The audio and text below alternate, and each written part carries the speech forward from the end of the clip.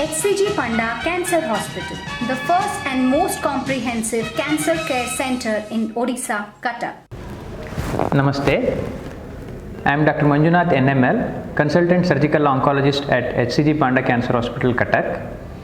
Today, I would like to share a few important points about breast cancer patients with respect to surgical treatment.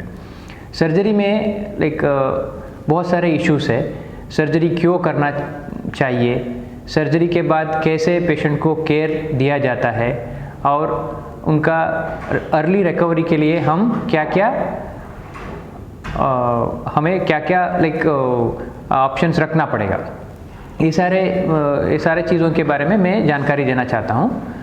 First of all, why a patient of breast cancer do need a surgery. There are two main surgical options. One is breast conservation surgery and the other is modified radical mastectomy. Breast conservation surgery means conserving the breast without removing the total breast, only the lumpectomy and the surrounding breast and the axilla, the armpit lymph nodes have to be removed. That's one option. The other option is modified radical mastectomy. After any surgery, patient would require some rehabilitation.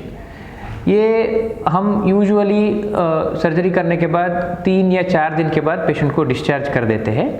Discharge के time पे usually एक drain रहता है छाती में.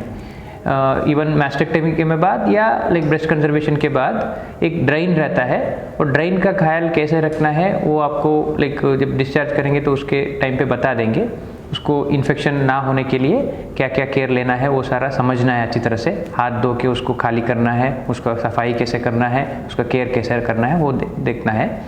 उसके बाद जब फॉलोअप में आएंगे, पेशेंट आपका घाव को देख के वो हील हुआ है, इन्फेक्शन कुछ है वो सारा देख के उसके लिए मेडिसिन्स जो भी है या सूचर रिमूवल करना है. अगर ड्रेन कम हो गया तो ड्रेन को निकाला जाता है. यूजुअली हमारा 30 to 40 ml टारगेट रहता है. अगर ड्रेन ज़्यादा है तो और कुछ दिन के लिए ड्रेन रखना पड़ सकता है. यूजुअली 2 हफ्ते से ज़्यादा ड्रेन हम नहीं रखते हैं.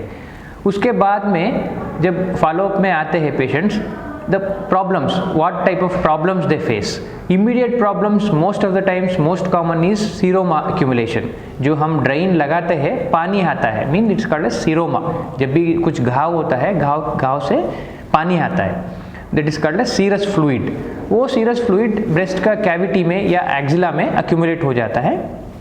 तो उसको हमें 2 या 3 बार, कभी कभी उससे भी ज़्यादा हमें निकालना पड़ सकता है. वो अगर बहुत ज़्यादा हो गया फिर से एक छोटा सा ड्रेन भी लगाना पड़ सकता है. The next immediate thing is pain. Pain के लिए मेडिसिन्स और physical activities as advised by your consultant. कभी कभी फिजिकल एक्टिविटीज़ ज़्यादा करने से पेन ज़्यादा हो जाता है, या बहुत कम करने से भी, बहुत दर्द हो रहा है मुझे, ऐसा ही पकड़ के रखेंगे पेशेंट्स, उससे भी इम्प्रूवमेंट नहीं होता है. इसीलिए बैलेंस्ड वे में, जैसे कि आपका कंसल्टेंट बोलते जाते हैं या रिहेबिलिटेशन का जब आपको बताते हैं कि इन अ स्टेज मैनर आपका एक्सरसाइजेस बढ़ाना है. Initially only the finger movements, wrist movements and elbow movements बताते हैं. उसके बाद धीरे धीरे से शोल्डर मूवमेंट्स हम बताते हैं, क्योंकि मैस्टेक्टमी के बाद स्किन लॉस होता है, खिंचावट रहता है. खिंचावट के कारण पेशेंट्स को दर्द भी महसूस होता है और पूरा हाथ उठा नहीं पाएंगे. धीरे धीरे से उसको शोल्डर मूवमेंट्स को बढ़ाना होता है वो इमीडिएटली. उसके बाद लॉन्ग टर्म में क्या क्या कॉम्प्लिकेशंस हो सकते हैं. लॉन्ग टर्म में अगर इमीडिएट केयर नहीं हुआ ठीक से तो लॉन्ग टर्म में कॉन्ट्रैक्चर्स हो सकता है. कॉन्ट्रैक्चर्स मीन्स पेशेंट का हाथ हिल नहीं रहा है, मैंने शोल्डर फ्रोजन हो गया है, या छाती बहुत टाइट हो गया है जिससे मूवमेंट्स बहुत मुश्किल हो रहा है. And the most important long term complication is lymphoedema. जो लिम्फेडिमा है, लिम्फ अक्यूमुलेशन. लिम्फ क्या होता है? Lymph means it's a fluid which is produced in the peripheries, because it's a part of the immune system of our body. When the lymph is produced, it gets accumulated in the tissues, that is carried by the lymphatics. There are specialized vessels which carry the lymph from the periphery. जैसे कि हमारा blood vessels है, blood vessels carry blood from the periphery to the heart and from there to again to the periphery. So similarly हमारा lymphatic system में lymph को periphery से हम vessels के तरफ, सेंट्रल के जो लिम्फ नोड्स है उसके तरफ लेके जाते हैं। जब कुछ इंजरी होता है या कुछ इंजेक्शंस लगता है या कुछ घाव हो जाता है उस हाथ में, लिम्फेडिमा ज़्यादा हो जाता है। तो इसीलिए patient has to be careful to not to get hurt any injections और एनी प्रिक्स और any cuts in that arm. अगर कुछ भी इन्फेक्शन का चांसेस लगा तो इमीडिएटली कंसल्टेशन लेके एंटीबायोटिक्स लेना ज़रूरी है। तो उसको अवॉइड करने के लिए एक चीज़ है। दूसरा, सर्जिकल टाइम पे ही हमारे लिए एक ऑप्शन है recently, it is called as sentinel lymph node biopsy. Sentinel lymph node biopsy में क्या होता है, हम all the lymph nodes of axilla are not removed which are required, only a sentinel means which guards the spread of tumor। जो sentinel node को ही हम निकालते हैं, एक डाई देते हैं ब्रेस्ट में या लंप में, उसको वो जो डाई को हम ट्रेस करके, इधर इट इज़ अ रेडियोन्यूक्लियोइड डाई और ए कलर्ड डाई, सो उसको हम ट्रेस करते हैं, वो लिम्फ नोड को हम आइडेंटिफाई करते हैं, उसको हम एग्जामिन करते हैं। अगर वो पॉजिटिव होगा तो ही फर्दर डिसेक्शन करते हैं, ना नेगेटिव है तो फर्दर डिसेक्शन हम अवॉइड करेंगे। फर्दर डिसेक्शन अवॉइड करने से क्या होता है, the rest of the lymph nodes are left in the axillary field, so lymphedema chances बहुत कम हो जाता है। ये सर्जिकली हमने ऑलरेडी मैंने एक किया होगा। अगर उस पेशेंट को पॉजिटिव आ गया था या कुछ और इंडिकेशंस के लिए हमें लिम्फ नोड डिसेक्शन करना पड़ा, उसमें लिम्फेडिमा का चांसेस ज़्यादा हो जाता है।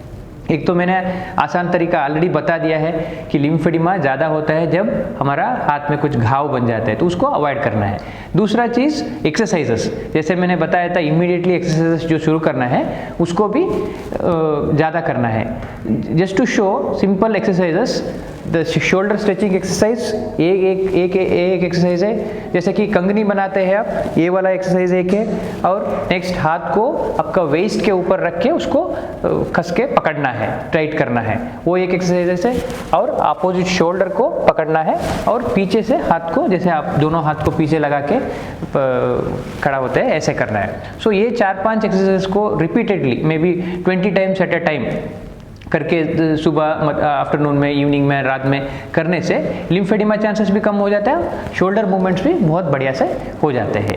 और लिम्फेडिमा अगर कुछ भी डाउट हुआ तो इमीडिएटली कंसल्टेशन लेना है। और we have a latest treatment for lymphedema, it's called as lymphapress therapy. Rehabilitation जो टीम रहता है उनसे मिलने से आपको पता चल जाएगा। There are some other measures like wearing a stockings और like other massages and all. बहुत ज़्यादा हो गया तो there are some surgical options also. आपका कंसल्टेंट जो भी है वो आपको गाइड करेंगे। यही सारे चीज़ थे जो लाइक ब्रेस्ट कैंसर के जो सर्जिकल ट्रीटमेंट होने के बाद जो प्रॉब्लम्स होते हैं एंड उसका हल। HCG Panda Cancer Hospital, the first and most comprehensive cancer care center in Odisha, Qatar.